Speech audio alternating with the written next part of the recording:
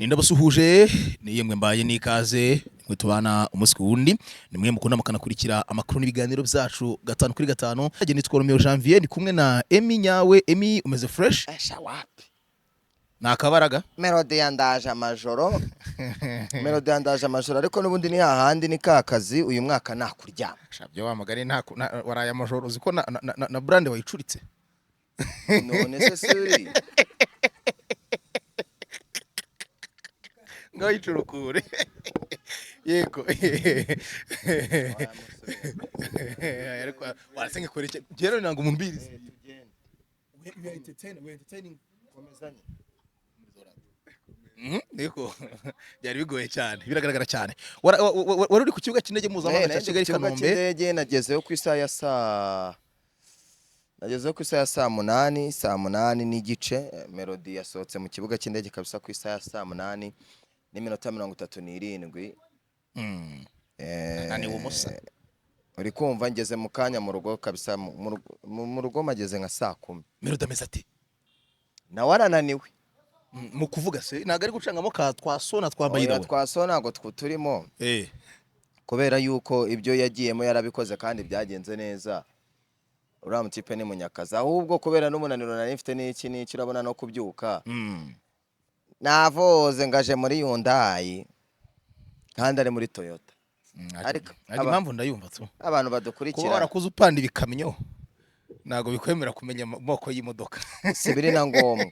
Icyangombwa nuko mbereka yuko ko Melody yageze i Kigali yaje ari kumwe na madamu. Umuntu mudamu nabana shakara kanu kanshimishije mwana.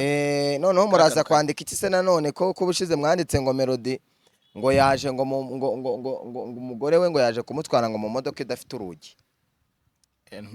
Urugi se utarifite cyangwa ni iki itarifite amugani karagapuwe bakuru kagaponye bakurura ngayibaze naye kugira inzikana zitari ngombwa. Yego ni timu rimeze gute Emi? Nubwo wenda atari cyo kiganiro nyamukuru ariko ntabwo bari bameze French bameze neza barimo barabategurira press conference mu minsi iri imbere. Ubwo rero mureke tugereze tureba ubwo ikintu cyatuzanye ni ukureba n'urubanza rwa Kazungu Dennis. Yego Kazungu Dennis ni umwe mu bagabo cyangwa se n'umwe mu bantu bamenyekanye mu mwaka wa 2023 mu turi ku mu mpera z'umwaka wa 2023. Numwe mu bagabo ni serial killer, numwe mu bagabo mu Rwanda babayeho cyangwa se nyine nuwo tu. Yego aha turi wenda mbaye nk'ukunganira turi ku ngoro y'ubutabera ya Nyarugenge. Bu ni ku rukiko rwisumbuye rwa Nyarugenge ruherereye mu mujyi wa Kigali ne inyamirambo muri rusange. Naho twaje mu rubanza by'umwihariko kuburana mu mizi kuwitwa Kazungu Dennis. Ni Kazungu Dennis waburanye ifungwa by'agateganyo ubwo twari mu rukiko rw'ibanze rwa Kicukiro. Kazungu Dennis bamuha igihe cyo kuza kujurira umwanzuro w'urukiko. Ni yajurira umwanzuro w'urukiko. Ni Kazungu agaragaye adafite umwunganira mu mategeko ubwo yaburanaga bwa mbere. Ni Kazungu agaragaye aseka ubwo bamwe na bamwe bavugaga yuko ashobora kuba ari fieri y'ibyo yakoreye rubanda kandi bitashimishije abantu cyangwa se byashengwe imitima y'abantu bagiye batandukanye. Ni Kazungu uwo nguwo na Wikipedia yanditse nk'umunyarwanda wa mbere wagaragaye nka serial killer wishe abantu bagera muri 14 biganzamo aba bagore muri rusange. Niho turi aka kanya aturi kumva urubanza rwa Kazungu Dennis. Nubwo bamwe nawe numvisha batanye guhwihwisa ati ushobora kugwana yuko aza uwo mugabo kuburana ariko ngewe siko mitekereza Emi. Urumvaje ati ese urishuwa ko n'uyu ashobora kuza adafite umwunganira mu mategeko? Nanjye nibyo nari nkubajije kuko umunyamategeko wari we wese waza kunganira Kazungu ikintu yakora ni kimwe ni ukwerekana ko Kazungu ari masaba ibyaha byemera sibyo. Yarabyemeye ariko no muri aburana kwifungwa yarabyemeye uri kumva. Ariko nanone ubwo umunyamategeko we wabuje ni ukumusabira kugabanyirizwa ibihano kuko urabizi ko mu mategeko bibaho kwemera icyaha ni kimwe ndetse n'umunyamategeko akamusaba kugabanyirizwa ibihano. Ariko mu bihano birimo bya yagabanyirizwa icya burundu n'icyavaho ngo zugagabanyirizwa ingaya ari umuntu ugeze gukatira imyaka niba 1004 muri Leta za Amerika. Muri za Amerika barayigukatira 1004. Ariko reka deri wamayira telefone. Ariko icyo ngicyo abahanga bavuga yuko ngo gitanga icyizere buranga umwaka uvaho ugenda ubara kuko uyu munsi bitandukanye na burundu butazi ngo Kazungu agiye kuburanaho. Icyaha Kazungu agiye kuburanaho uyu munsi Kazungu agiye kuburana ku cyaha ku bya bisaga irenga 10. Naga ari uyu munsi uyu munsi ni mu mizi mwana uyu munsi agiye kuburana ku cyaha cyo gusambanya ku gahato. Abantu ntibakababwire ibintu batazi. Uyu munsi agiye kuburana ku cyaha cyo gusambanya ku gahato, apana gusambanya umuntu utujuje imyaka. Uyu munsi agiye icyaha cyo gusambanya ku gahato cyangwa icyaha cyo gufata ku ngufu. Uri kumva? Uyu munsi ni ku itariki 5, noneho ku itariki 12 Kazungu Dennis azaburana noneho kuri ibi byangiye kukubwira. Yego. Uzi ko numvaga Kazungu agiye kuburana mu mizi icyaha ku kindi, bakabagutereka tuhere ku cyaha. Umva. Urubanza rwa Kazungu ruzaba nibyo nari nanditse, ruzaba ku itariki ya 5 ariyo y'uyu munsi z'ukwa mbere 2024. Nimero y'urubanza rwa Kazungu ni RP 00, ubwo ni amazero 2. Uri kumva? Amacyenda 3 akarongo, uri kumva 2023. Uyu muntu umubwire ngo wagwana musafite gahunda 2023. Uri kumva? None uyu munsi rero araburana iki? Gusambanya ku gahato. Uyu munsi nicyo agiye kubanza kuburanaho. Uzi ko Kazungu afite n'urubanza rwa 2025.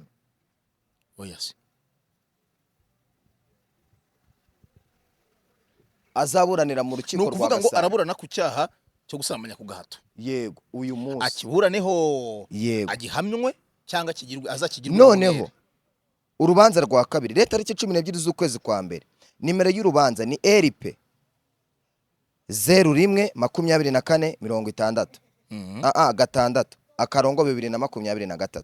Yego. Aha azaburana ku cyaha cyo gusambanya abakobwa ku gahato, guhisha umurambo, guca imyanya ku mubiri w'umuntu, gushinyagurira umurambo, iyica rubozo,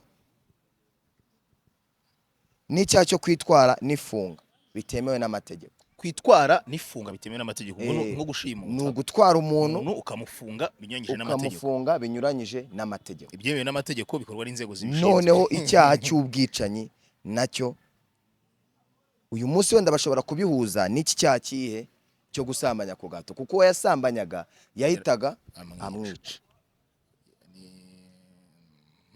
Ni ukuvuga ngo uyu munsi araburana kuri icyo cyaha cyo gusambanya ku itariki 12 z'ukwa mbere. Nabwo azaburana kuri ibi byaha mwandikiye biri hano. Karagasye ugende kuko wabonye Kazungu Denis mu rukiko rw'ibanze rwa Kicukiro.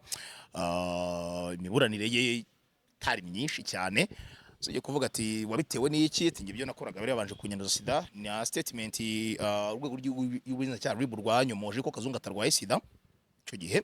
Urabyibuka cyane ugendeye ukuntu yaburanye. Hari ikintu gishya uri buze kwiteguye umunsi? Twitege ikintu gishya uyu munsi? Nditege iki uyu munsi? Nditege iki ko Kazungu ashobora kugorana ntanagorane, ariko nanone uburyo yavuze ubushize biroroshye. Umuntu wemereye icyaha imbere y'ubushinja, imbere y'umucamanza, imbere y'ubushinjacyaha, byemera imbere y'umucamanza. Umuntu wemereye icyaha imbere y'umucamanza nagahato biragoye, kuko Kazungu ari kuburana yemera. Yego. Kazungu ntagaburana hakana, kandi Kazungu imbere y'umucamanza yemeye icyaha nagahato bamushyizeho. Yego. Ibyo rero biragoye ko uyu munsi ashobora kuza kuburana ahakana icyaha. Witekerezaho hareka mwana urubanza ugira ugira amategeko. Ikintu wemereye imbere y'umucamanza bitandukanye n'umuntu wagiye bakoreyeho iperereza ahakana, akagera imbere y'ubugenzacyaha agahakana, akaza n'ubucamanza imbere y'ubucamanza agahakana. Ibyo byose Kazungu ntiyabikoze. Trike yabayemo ni ukuvuga ko bamwanduje sida. Ahubwo ikintu uyu munsi gishobora kubamo nuko Kazungu none ashobora kuvuga agatoboka, akavuga ati iki gihe ibi bintu byose nabikoraga mfashijwemo na kanaka cyangwa uyu kanaka bizi. Cyo kimwe nuko ashobora no kutaburana akavuga ati nta mwunganizi mfite. Yego.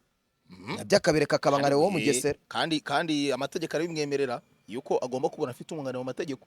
Uribuka umuntu akavuga ati nge simburana uyu munsi nta wunyunganira mu mategeko. Uribuka umuntu witware wo Mugesera.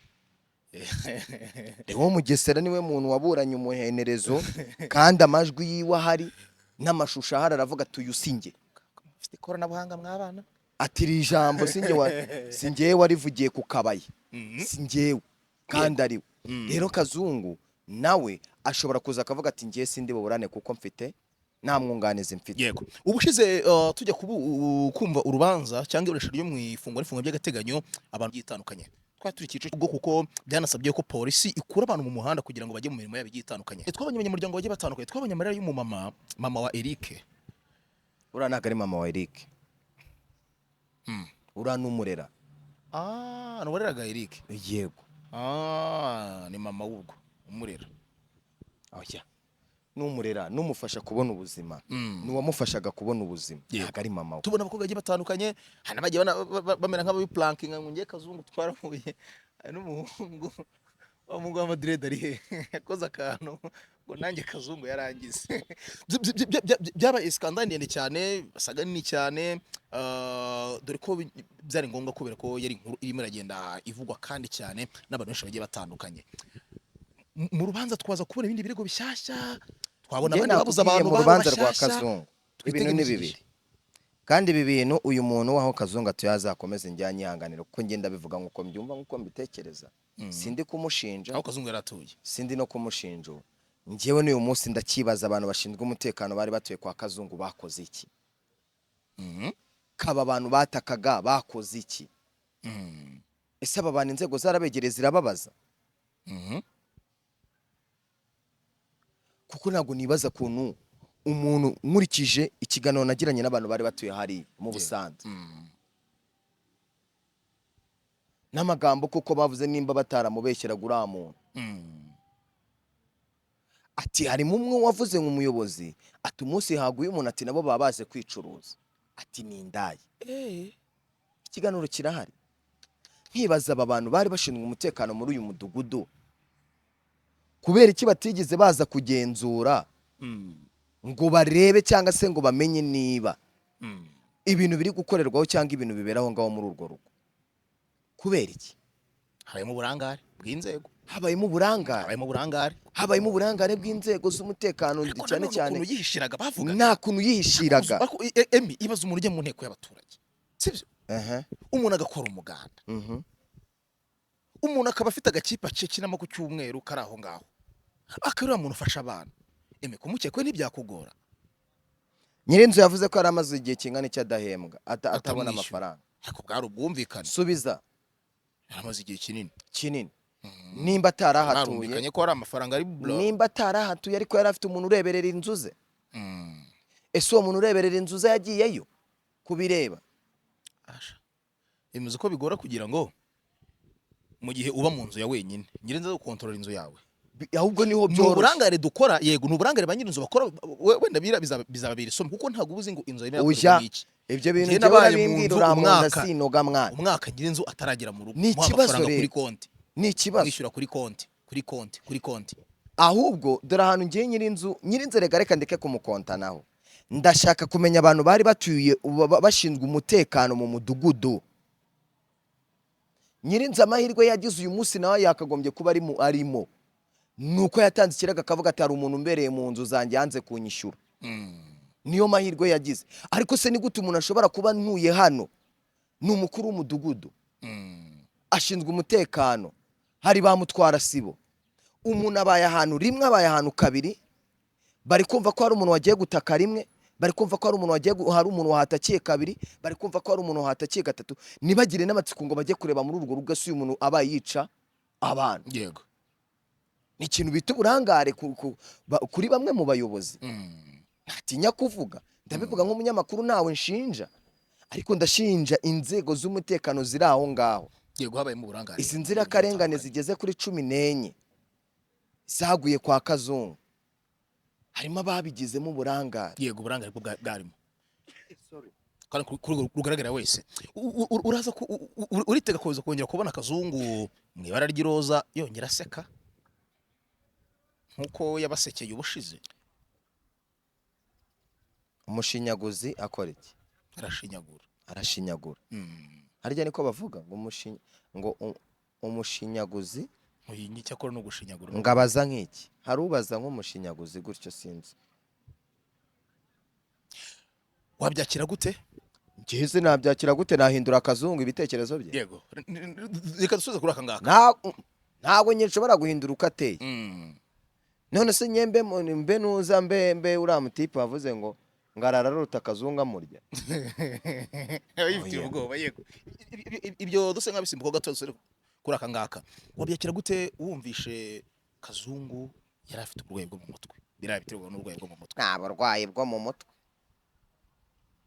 obohe burwayi bwo mu mutwe mbwira uburwayi bwa Kazungu Rega serial killing n'uburwayi nabyo. ariko Hano noneho yatubwiye ngo yabeshye urukiko yuko yabitewe nuko babanzaga kumwanduza sida. namatakira nyine Uwo muntu murahwesa kwanduza sida uwo munsi wisumwica. ikintu ndi kukubwira kuri Kazungu Yego. Kazungu buryo umurwayi wica umuntu wa mbere akica uwa kabiri akica uwa gatatu akica uwa kane akica uwa gatanu ubwo burwayi buba bwarenze uburwayi Yego. kiba ari ikindi kintu Kazungu ni umurwayi gute wabwiye ubucamanza ngo umupira uri mu biganza byanyu nubacikura baca munsi y'amaguru ibyo nibibareba uwo murwayi uwo mutindi umeze gutyo uwo murwayi nuwahe uwo muntu ko ari umutindi yego. Amerika dusoreze ahangaha dukurikirane iburanisha kubw'amahirwe ne twaranditse yego baranadusubiza nshimire urukiko rw'ibanze rwisumbuye rwa Nyarugenge nshimire na perezida w'urukiko kabisa uyu mugabo wa hano Adolphe shout out kuri wowe sinzi nimba ibintu mba mvuze bo byumva shout out mba ngushimiye big up to you guys mba ngushimiye dushimire urwego RCS kuko nabo bari mu bantu dufatanya mu bikorwa cyane kuko uyu mwaka byo ndifuza kwibanda muri izi nkuru ubwo rero reka dutegereze turebe Kazungu turebe Dennis turebe ibyari byo nago biba byoroshye yego. Amerika ngushimire ubwo ibindi bikurikira turaza kubikurikirana buri kantu ku kandi muraza ijambo kurindi yego. Emi ugira ibihe byiza oya ahubwo turacyari kumwe yego.